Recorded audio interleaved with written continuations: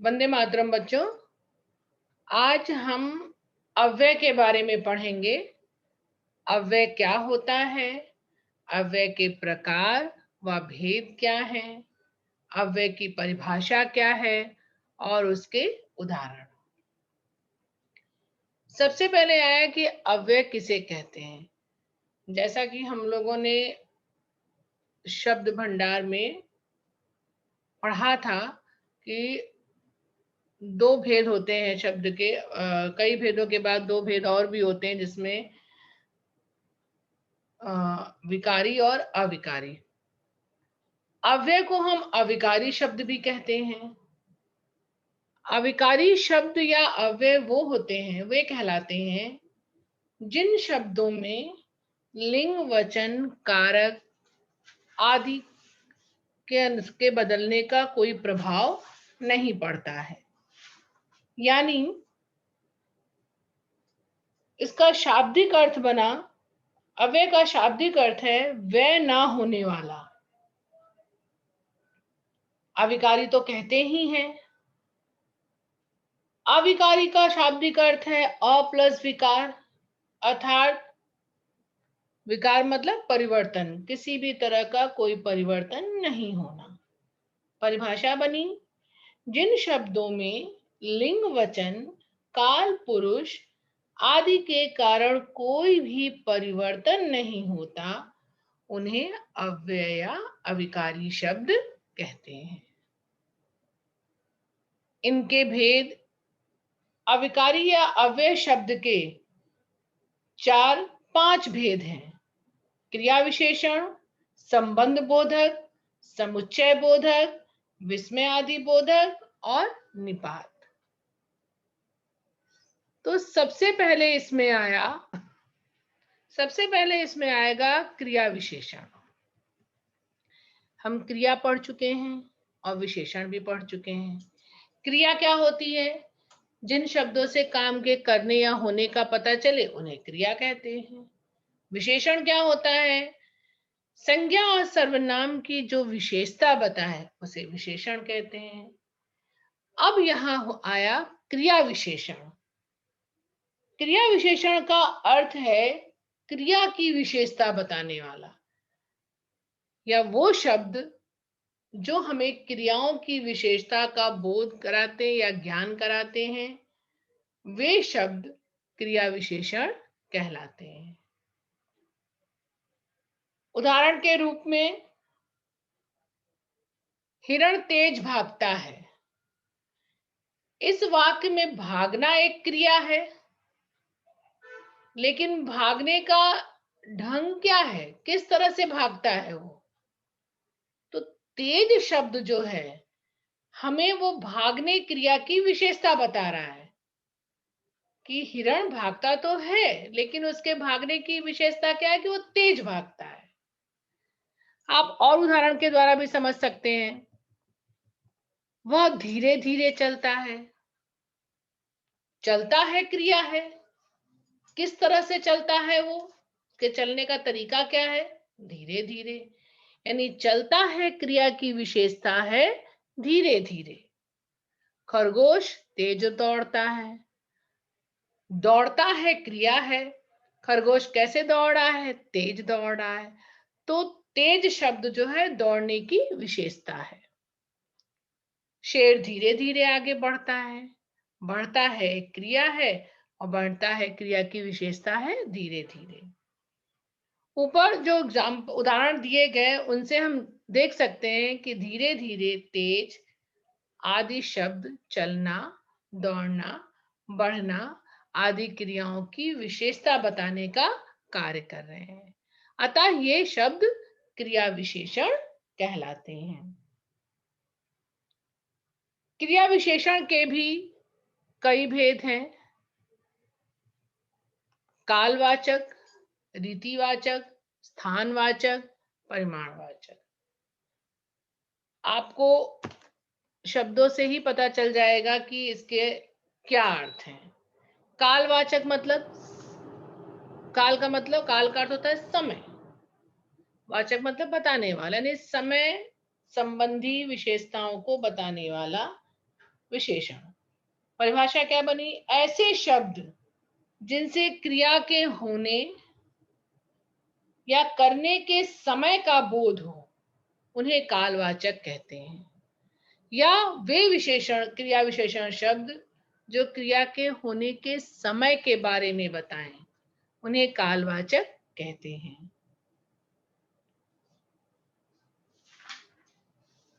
जैसे एग्जाम्पल, आज दिन भर वर्षा होती रही, दादाजी सुबह टहलते हैं, मैं प्रतिदिन विद्यालय जाता हूं, परसों बरसात होगी, श्यामू कल मेरे घर आया था, मैंने सुबह खाना खाया था, मैं शाम को खेलता हूं। तो इन उदाहरणों में दिन भर, सुबह, प्रतिदिन, कल, परसों, सुबह, शाम, इनसे क्या पता चलता है कि ये शब्द समय बता रहे हैं, अतः ये कालवाचक क्रिया विशेषण है। और भी उदाहरण दिए हुए हैं। मैं सुबह जल्दी उठता हूँ, मैं दोपहर में स्कूल से लौटता हूँ, हम अक्सर शाम को खेलने जाते हैं। इन उदाहरणों में भी सुबह, दोपहर, शाम, ये शब्द जो है वो समय की विशेषता को बताते हैं। अर्थात जिन जिन क्रिया शब्दों से समय संबंधी विशेषता का पता चले, वे शब्द कालवाचक क्रिया विशेषण कहलाते हैं। दूसरा है रीतिवाचक क्रिया विशेषण। ऐसे शब्द जिनसे क्रिया के होने के रीति यानी ढंग या विधि या तरीके का बोध हो, वह शब्द रीतिवाचक क्रिया विशेषण कहलाते हैं। मैं दोबारा बताती हूं, ऐसे क्रिया विशेषण शब्द जिनमें क्रिया के होने के रीति, विधि या तरीके का बोध हो, वो शब्द रीतिवाचक क्रिया विशेषण कहलाते हैं। जैसे सुरेश ध्यान से चलता है, वह फटाफट खाता है, अमित गलत चाल चलता है, उमेश हमेशा सच बोलता है, पीयूष अच्छी तरह काम करता है, नरेंद्र ध्यान पूर्वक पढ़ता है, शेर धीरे धीरे आगे बढ़ता है। तो इन उदाहरणों में देखेंगे तो पता चलेगा सुरेश के कार्य करने का ढंग क्या है कि वो ध्यान से काम करता है। उसके खाने का ढंग क्या है? फटाफट यानी जल्दी जल्दी खाता है। अमित के चाल चलने का ढंग क्या है? गलत तरीके से चलता है। उमेश के बोलने का ढंग क्या है कि हमेशा सच बोलता है। पीयूष के काम करने का ढंग क्या है? अच्छी तरह काम करता है। इसी तरह नरेंद्र के कार्य करने का ढंग क्या है कि ध्यान पूर्वक पढ़ता है। शेर धीरे धीरे चलता है।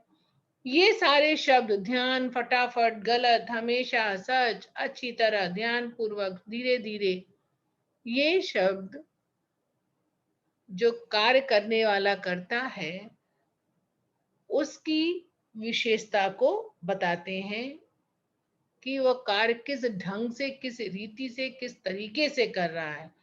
अतः यहाँ रीतिवाचक क्रिया विशेषण के अंतर्गत ये आते हैं। अब आया स्थानवाचक क्रिया विशेषण। स्थानवाचक क्रिया विशेषण ऐसे शब्द जिनसे क्रिया के होने के स्थान या दिशा का बोध होता है, वे स्थानवाचक क्रिया विशेषण कहलाते हैं। अर्थात ऐसे अविकारी शब्द या ऐसे अव्यय जो हमें क्रियाओं के होने के जगह का, स्थान का बोध कराते हैं, वे क्रिया विशेषण, स्थानवाचक क्रिया विशेषण कहलाते हैं। अंदर, बाहर, छत पर, पेड़ पर, बहुत दूर, मैदान में, दाहिनी ओर, ये शब्द कुछ ऐसे हैं जिनसे इधर, आसपास, यहाँ, वहां, दूर, नीचे, ऊपर, दाहिने, बाएं, इधर उधर आमने सामने, की ओर, वे दोनों, और, यहां से वहां तक, यानी ऐसे शब्द हैं जिनमें स्थानवाचक क्रिया विशेषण का पता चलता है। इनका पता लगाने के लिए क्रिया के साथ अगर कहां लगाकर प्रश्न करोगे, जो उत्तर आएगा उसे स्थानवाचक क्रिया विशेषण कहेंगे। उदाहरण के रूप में, मुरारी मैदान में खेल रहा है। मुरारी कहाँ खेल रहा है? मैदान में। मैदान में क्या स्थान है, जगह है। दूसरा, मैं पेड़ पर बैठा हूं। मैं कहां पर बैठा हूं? पेड़ पर। पेड़ एक जगह है, स्थान है जहां पर मैं बैठा हूं। यानी अगर कहां लगाकर प्रश्न करेंगे उत्तर मिलेगा तो वो स्थानवाचक क्रिया विशेषण हो जाएगा, कहलाएगा। फिर है चौथा है परिमाणवाचक क्रिया विशेषण। ऐसे क्रिया विशेषण, ऐसे शब्द जिनमें क्रिया की मात्रा और परिमाण का बोध होता है, वे परिमाणवाचक क्रिया विशेषण कहलाते हैं। जैसे खूब, ज्यादा, अत्यंत, अधिक, पर्याप्त, काफी, बारी बारी, थोड़ा थोड़ा, जरा, थोड़ा, आदि, इतना, उतना, जितना, कितना। यानी ऐसे शब्द हैं जो वो जिनसे परिमाण का बोध होता हो, वे परिमाणवाचक कहलाते हैं। संख्या या मात्रा का पता चलता है, वे भी परिमाणवाचक शब्द कहलाते हैं। इनमें अगर कितना और कितनी लगाकर प्रश्न करेंगे, उसका जो उत्तर आएगा वही परिमाणवाचक क्रिया विशेषण होगा। उदाहरण के रूप में, तुम थोड़ा अधिक खाओ। अब प्रश्न करेंगे, तुम कितना खाओ? थोड़ा अधिक। तो ये परिमाणवाचक हो गया। मोहन अधिक खाना खाता है। मोहन कितना खाना खाता है? थोड़ा अधिक। फिर दूसरा एक उदाहरण लेते हैं। बूंद बूंद से घड़ा भरता है। उतना खाओ जितना पचा सको। काफी खेल चुके हो, अब पढ़ो। तो आप प्रश्न करिए, कितना खेल चुके हो? काफी। ठीक है। तो परिमाणवाचक क्या हुआ? उदाहरण इसमें भी दिया हुआ है। तुम थोड़ा अधिक खाओ, अमृत बहुत ज्यादा दौड़ता है, मोहन अधिक खाना खाता है, आयुष उसके दोस्त से ज्यादा पढ़ता है, अभी तक तुमने पर्याप्त नींद नहीं ली। इनमें अधिक, ज्यादा और पर्याप्त, ये शब्द जो हैं खाना, दौड़ना, खाता है, सोना, पढ़ना आदि क्रियाओं की मात्रा का बोध करा रहे हैं, परिमाण का बोध कराते हैं। तो ये शब्द परिमाणवाचक क्रिया विशेषण के अंतर्गत आते हैं। कितना और कितनी लगा के प्रश्न करेंगे, जो उत्तर मिलेगा वो आपका परिमाणवाचक क्रिया विशेषण कहलाएगा। ये था अव्यय का पहला भेद, क्रिया विशेषण।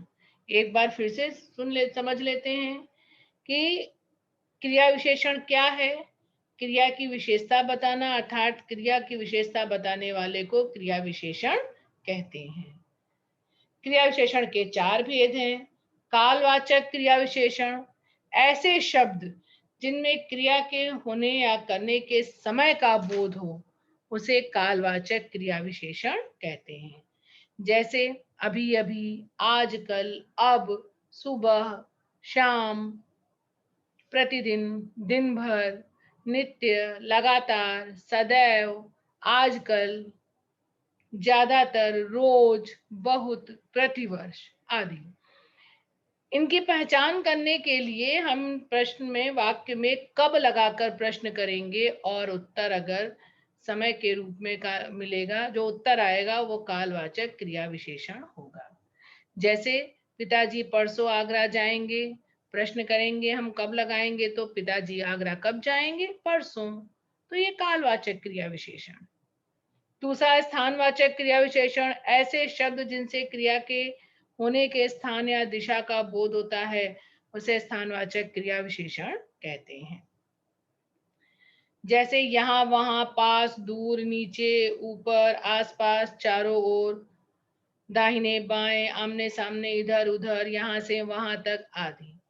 स्थानवाचक क्रिया विशेषण का पता लगाने के लिए क्रिया के साथ कहाँ लगाकर प्रश्न कीजिए, उसका जो उत्तर आएगा वो स्थानवाचक क्रिया विशेषण कहलाएगा। फिर आया परिमाणवाचक क्रिया विशेषण, ऐसे शब्द जो क्रिया की मात्रा और परिमाण का बोध कराते हैं वे परिमाणवाचक क्रिया विशेषण कहलाते हैं। परिमाणवाचक क्रिया विशेषण का पता लगाने के लिए हम क्रिया के साथ कितना और कितनी लगाकर प्रश्न करेंगे, जो उत्तर आएगा वो परिमाणवाचक क्रिया विशेषण कहलाएगा। फिर आया रीतिवाचक क्रिया विशेषण, ऐसे शब्द जो क्रिया के होने के ढंग, तरीके या रीति का बोध कराते हैं उन्हें रीतिवाचक क्रिया विशेषण कहते हैं। इसमें हम रीतिवाचक क्रिया विशेषण का पता लगाने के लिए हम क्रिया के साथ कैसे लगाकर प्रश्न करेंगे, जो उत्तर आएगा वो रीतिवाचक क्रिया विशेषण कहलाएगा। क्रिया विशेषण और विशेषण में अंतर क्या है? अनेक विशेषण शब्दों का प्रयोग क्रिया विशेषण के रूप में भी होता है, लेकिन विशेषण शब्द प्रायः संज्ञा के पहले लगते हैं, जबकि क्रिया विशेषण शब्द सदा क्रिया से पहले लगते हैं। जैसे उसके पास पर्याप्त पैसा है, यहां पर पर्याप्त क्या है, किसके पास है, उसके पास, तो ये विशेषण हो गया, उसके सर्वनाम है। क्रिया विशेषण, मैंने पर्याप्त खर्च कर लिया है, खर्च करना एक क्रिया है, उसके पहले आ गया पर्याप्त, तो यहां पर वो क्रिया विशेषण हो गया। एक दूसरा एग्जांपल लेते हैं, आम मीठा फल है, सिंपल, आम संज्ञा है, आम की विशेषता क्या है कि वो मीठा है। कोयल मीठा गाती है, कोयल मीठा गाती है, कोयल संज्ञा है, गाना एक क्रिया है और गाने की विशेषता है मीठा। कोयल कैसा गाती है, मीठा, तो यहां पर वो क्रिया विशेषण हो गया। यह है दोनों में अंतर। अब दूसरा इसका भेद आया संबंध बोधक।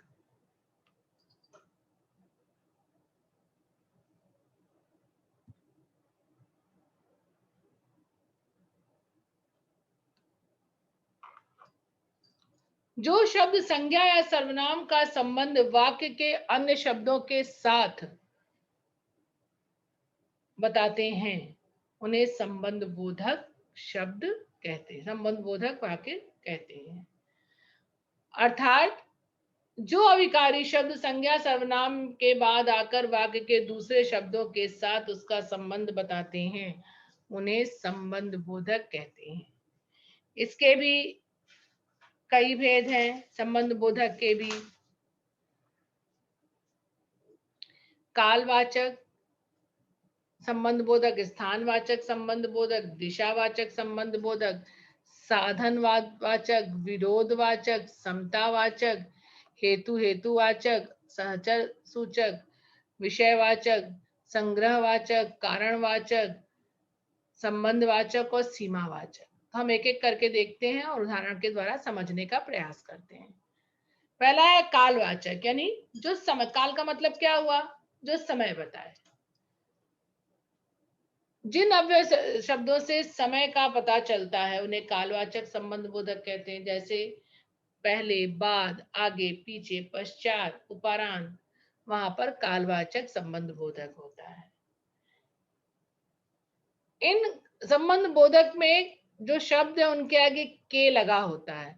जैसा कारक में पढ़ते थे संबंध बोधक का की के, तो यहाँ पर के आगे, के पीछे, के पश्चात, के पहले, के उपरांत, और ये सारा कहाँ बताता है, ये समय का। राम के बाद कोई अवतार नहीं हुआ, तो समय का कि राम का जब समय था उसके बाद कोई अवतार नहीं हुआ। हर शब्द के आगे के जरूर लगा होगा। स्थानवाचक यानी स्थान संबंधी, जो अव्यय शब्द स्थान संबंधी विशेषता का बोध कराते हैं। के अंदर, के भीतर, के सामने, के ऊपर, के नीचे। फिर है दिशावाचक, जो अव्यय शब्द दिशा का बोध कराते हैं। दिशा मतलब डायरेक्शन का बोध, दिशावाचक कहलाते हैं। जैसे की तरफ, इधर उधर, के पास, के निकट आदि। परिवार की तरफ देखें कि कितने भले हैं। मेरे घर के निकट एक मंदिर है। फिर आया साधनवाचक, जो अव्यय शब्द साधन का बोध कराते हैं उन्हें साधनवाचक संबंध बोधक कहते हैं। के द्वारा, के कारण, के सहारे।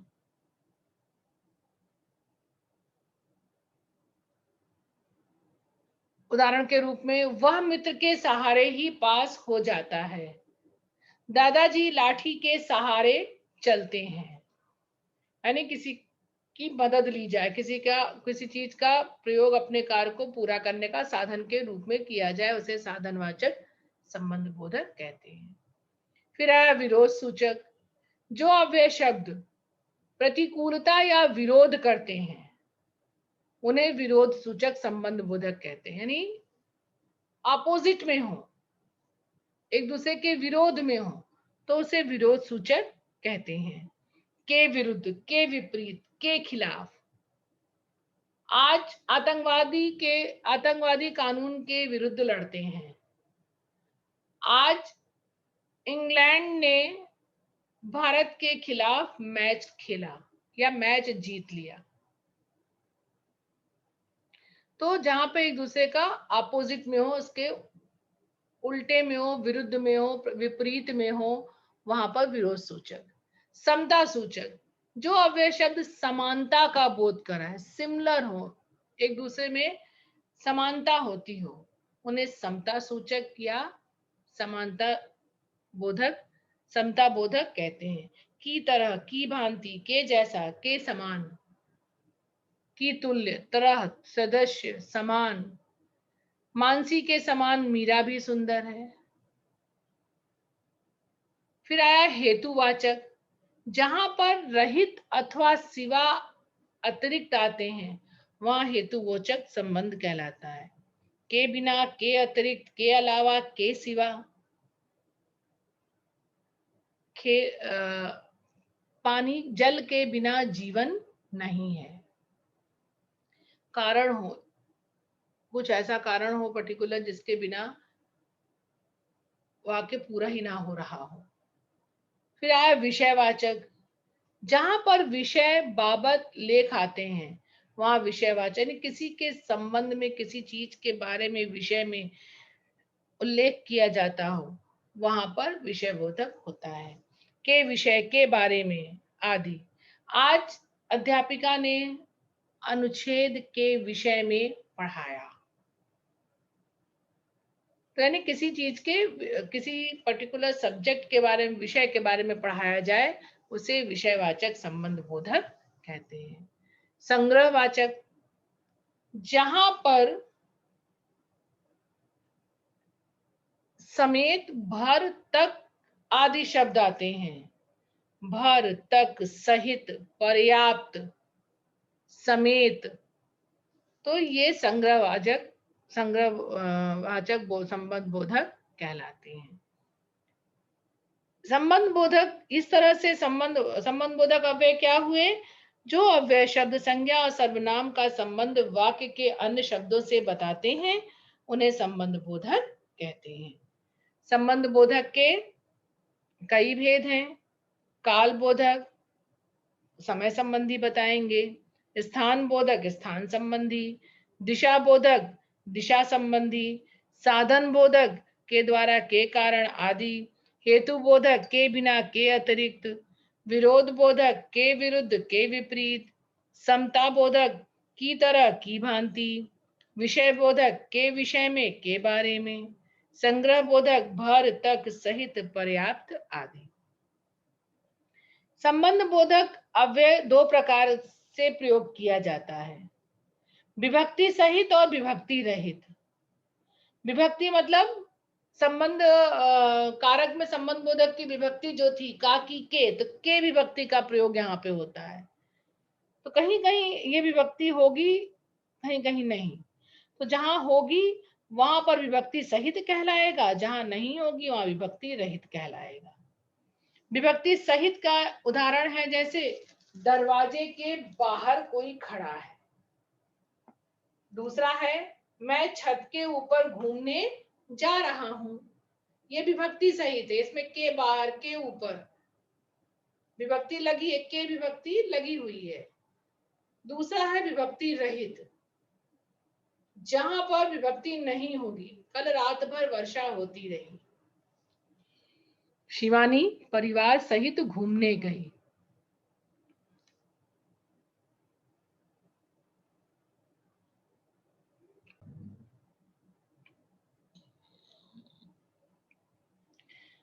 कल रात भर वर्षा होती रही, शिवानी परिवार सहित घूमने गई। इसमें के विभक्ति का प्रयोग नहीं है, लेकिन ये दोनों ही कल रात भर यानी समय बोधक,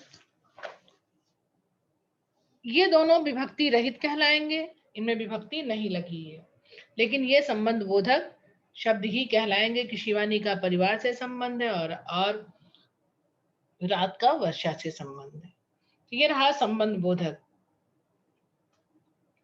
अब है विस्मयाधि समुच्चय बोधक। समुच्चय बोधक शब्द क्या कहलाते हैं? जब दो या दो से अधिक संबंधित शब्दों, वाक्यांशों, उपवाक्यों को जोड़ने का काम किया जाता है, जिन शब्दों के द्वारा वे शब्द समुच्चय बोधक शब्द कहलाते हैं। परिभाषा क्या बन गई?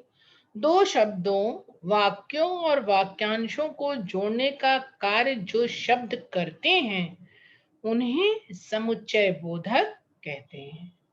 समुच्चय बोधक के भी भेद हैं, समानाधिकरण और व्याधिकरण।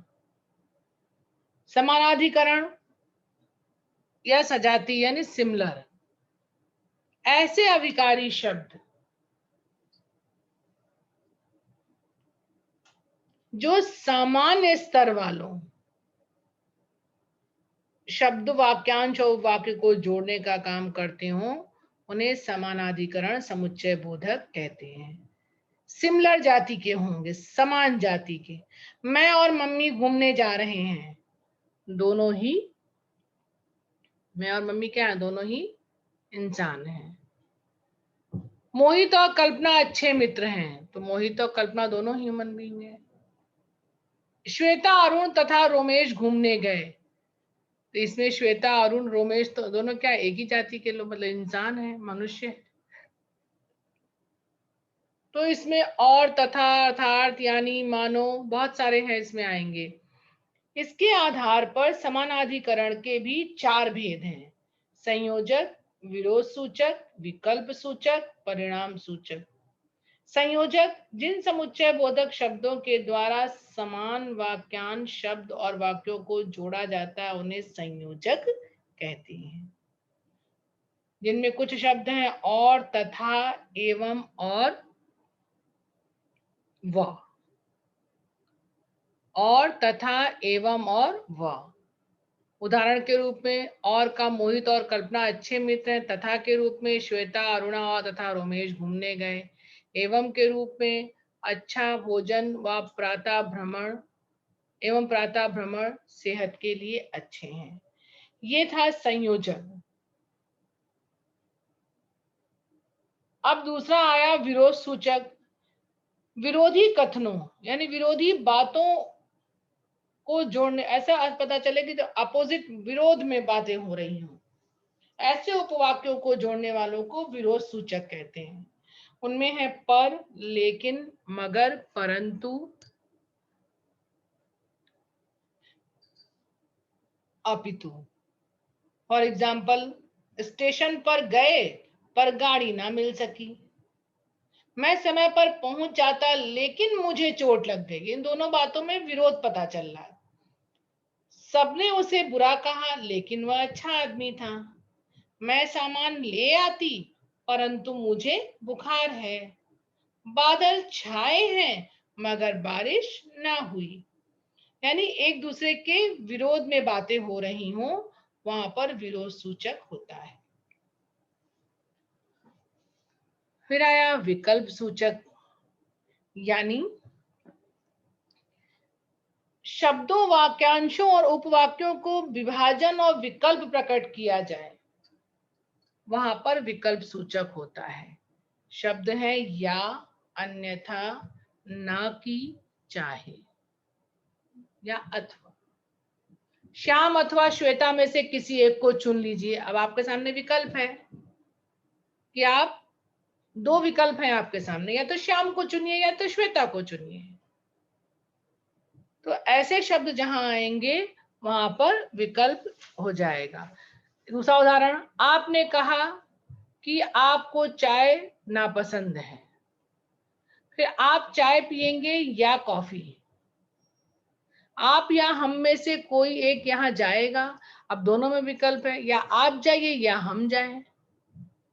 तो जहां पर विकल्प आ रहा, विकल्प संबंधी शब्द आ रहे हो, या, अन्यथा, ना कि, चाहे, तो वहां पर विकल्प सूचक कहलाते हैं। परिणाम सूचक, दो उपवाक्यों को जोड़कर परिणाम दिखाने वाले शब्दों को परिणाम सूचक कहते हैं। अतः, फलतः, प्रमाण स्वरूप। फलतः, उसने परिश्रम नहीं किया, फलतः परीक्षा में सफल ना हो सका। फलतः शब्द यहाँ क्या बता रहा है कि उसने परिश्रम ही नहीं किया, यही कारण है कि वो परीक्षा में सफल नहीं हुआ। फिर दूसरा उदाहरण ले लो, अतः, आज ऑफिस की छुट्टी है, अतः हम लोग घूमने आ गए। हम लोग घूमने क्यों आए, रीजन इसका ये रहा कि आज ऑफिस की छुट्टी थी। इसका परिणाम ये था, छुट्टी होने का, घूमने का परिणाम ये निकला कि हम ऑफिस की छुट्टी थी इसलिए हम घूमने चले आए। तो यहाँ पे परिणामवाचक हो गया। दूसरे उदाहरण है, राजू बीमार है, अन्यथा मैं नहीं जाता। फिर तेज दौड़े, फलता 2 रन ले लिए। यानी किसी कार्य को करने का जो रिजल्ट आए, परिणाम आए, ऐसे शब्द जो हैं वो परिणाम सूचक कहलाते हैं। ये था समानाधि व्याधिकरण समुच्चय बोधक के भेद। समानाधिकरण क्या है, जो समुच्चय बोधक समान स्तर वाले शब्दों, वाक्यांशों और उपवाक्यों को जोड़ने का कार्य करते हैं, उन्हें समानाधिकरण समुच्चय बोधक कहते हैं। 4 भेद माने गए। संयोजक, संयोजक में आएंगे और, तथा, एवं और वा। विरोध सूचक, पर, लेकिन, मगर, परंतु, अपितु। विकल्प सूचक, या, अन्यथा, ना कि, चाहे। फिर है परिणाम सूचक, अतः, फलता और परिणाम स्वरूप। इसका दूसरा भेद है विजातीय या व्याधिकरण। किसी वाक्य में एक से अधिक,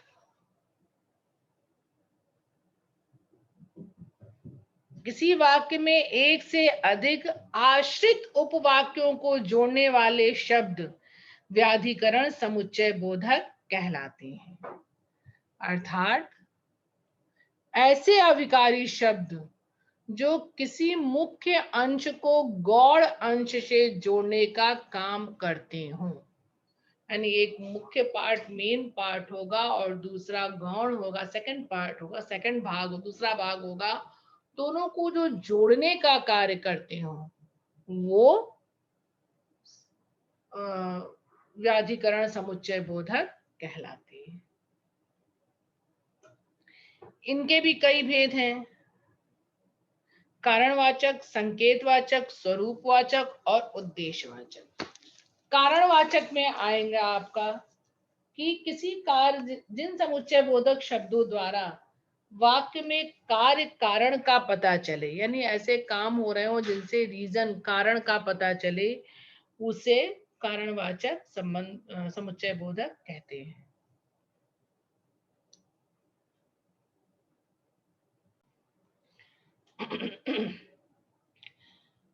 जिन समुच्चय बोधक शब्दों द्वारा कार्य कारण का पता चले उन्हें कारणवाचक कहते हैं। कुछ शब्द हैं इसलिए, क्योंकि और चूंकि। कोलकाता नाइट राइडर्स ने बढ़िया क्रिकेट खेला क्योंकि उसके खिलाड़ी अच्छे थे।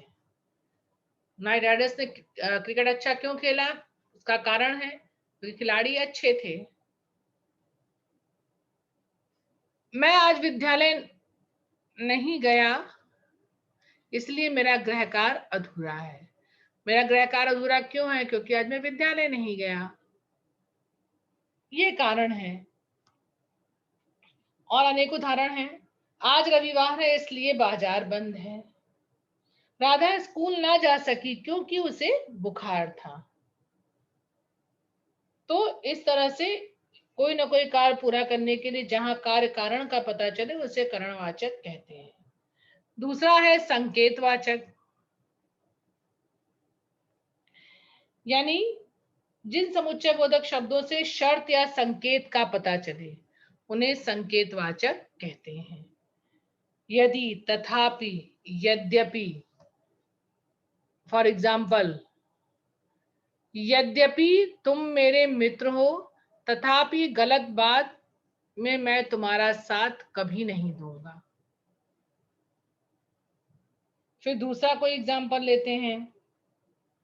यदि हम वृंदावन गए तो मथुरा अवश्य जाएंगे। वह विनम्र है तथापि क्रोधी भी है। यद्यपि वह दुबला है तथापि वह फुर्तीला है। यदि जाना चाहते हो तो जाओ, यदि तुम मन लगाकर पढ़ोगे तो अवश्य सफल होगे। यानी यदि, तथापि, यद्यपि ऐसे शब्द आ रहे हो तो वहां पर संकेतवाचक समुच्चयादिबोधक हो जाएगा। फिर आया स्वरूपवाचक। ऐसे समुच्चय बोधक शब्दों का प्रयोग पहले प्रयुक्त शब्द या वाक्यांश को स्पष्ट करने के लिए किया जाता है, जैसे मानो, जैसा कि, अर्थात। अर्थात का एग्जाम्पल देखो, इस काम को तुम सरलता से कर सकते हो, अर्थात यह सरल है। जिजीविषा अर्थात जीने की इच्छा। जैसा कि, तो गुन्नू के दांत जैसे कि मोती। मानो का ले लो, धूप पर पड़ी ओस ऐसे लग रही है मानो मोती जगमगा रहे हों। दूसरा एक और लेते हैं।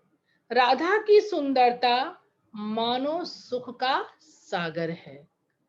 तो ऐसे शब्द जिनसे वाक्यांश में प्रयुक्त समुच्चय बोधक शब्दों का प्रयोग जो वाक्यांश को स्पष्ट करने के लिए, स्वरूप को स्पष्ट करने के लिए किया जाए, उसे स्वरूपवाचक कहते हैं। शब्द हैं मानो, जैसा कि और अर्थात। फिर आया उद्देश्यवाचक।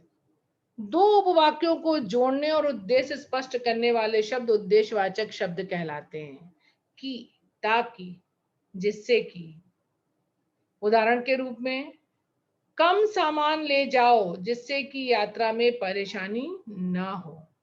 इस वाक्य में जिससे शब्द उद्देश्यवाचक है। इस शब्द का प्रयोग उद्देश्य की सूचना के साथ किया जाता है। प्रतिदिन व्यायाम करो ताकि स्वस्थ रहो। व्यायाम करने का उद्देश्य क्या है? स्वस्थ रहने के लिए। भगवान का ध्यान करना चाहिए जिससे कि मन शांत हो। भगवान का ध्यान करने का उद्देश्य क्या है? कि मन हमारा शांत हो। यानी हर कार्य के लिए कोई ना कोई उद्देश्य किया जाए, उसके लिए की, ताकि और जिससे कि शब्दों का प्रयोग किया जाए, उससे उद्देश्यवाचक समुच्चयादिबोधक कहते हैं।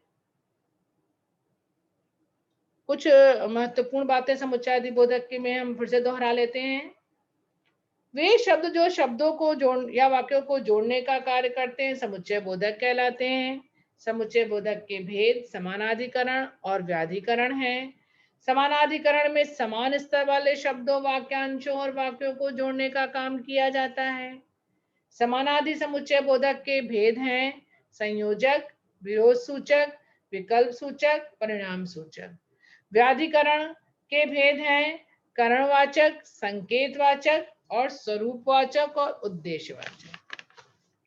तो अविकारी शब्द का ये तीसरा भेद था। पहला था क्रिया विशेषण, दूसरा था संबंध बोधक, तीसरा हुआ समुच्चय आदि बोधक। अब आया विस्मय आदि बोधक। जो अविकारी शब्द हर्ष, घृणा, शोक, भय, लज्जा, तिरस्कार, ग्लानि आदि भावों का बोध कराते हों, वे विस्मय आदि बोधक कहलाते हैं। इनके शब्द हैं, हर्ष बोधक में आएगा वाह, आह, ओहो। शोक में हे राम, हाय, ओह। भय में हाय रे, अरे, बाप रे। घृणा में छी छी, ऊहू। विस्मय में अरे। चेतावनी में सावधान, खबरदार, बचो। स्वीकार बोधक में हाँ हाँ, ठीक, अच्छा जी। आशीर्वाद में जियो, खुश रहो, चिरंजीवी हो, सुखी रहो। संबोधन में अरे, ओ, हे प्रभु, सुनो। प्रत्येक विस्मय आदि बोधक शब्द में तीव्र भाव वेग की अभिव्यक्ति होती है। यानी जो भाव निकलते हैं वो बहुत तीव्र होते हैं, उनकी अभिव्यक्ति होती है। इसीलिए उसके सामने विस्मय आदि बोधक चिन्ह प्रयुक्त होता है। वो चिन्ह ये दिखाता है कि एक भाव का जो वेग है वो दिखाई दे रहा है। हम बहुत खुश होते तो वाह क्या खेला है, छी छी, कोई ऐसा काम भी करता है, अरे ये तुमने तो अनर्थ कर दिया, खैर अब पछताने से क्या फायदा। तो ये शब्द जो है, शब्दों पे जोर देकर के भाव को अच्छे से प्रकट करने का कार्य किया जाता है। वहां पर विस्मय आदि बोधक शब्द कहलाता है। विस्मय आदि बोधक अविकारी शब्द होते हैं। फिर इसमें एक भेद और है निपात। निपात अव्यय का प्रयोग विशेष बल देने के लिए किया जाता है। इसका अपना कोई भी स्वतंत्र अर्थ नहीं होता है।